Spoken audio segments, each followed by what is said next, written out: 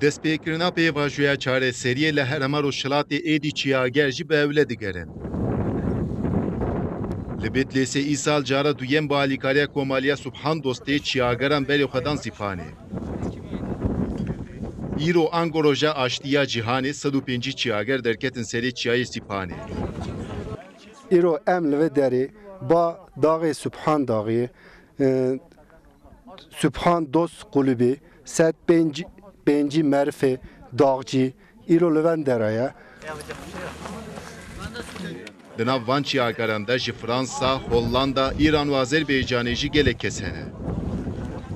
Dağcıyê me ji İranê, ji Azerbaycanê, ji nava Türkiye'ye, ji Hollanda'yê, ji Fransa'yê hatine boy barışa dünyayê.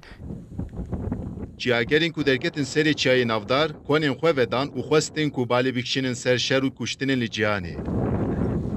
Ji nava Türkiye ji dervayê welatê me 105 mevcut vê derê ji bona Dünya Barış Günü diçine serê Sîpan diçin vê derê zîrve dikin.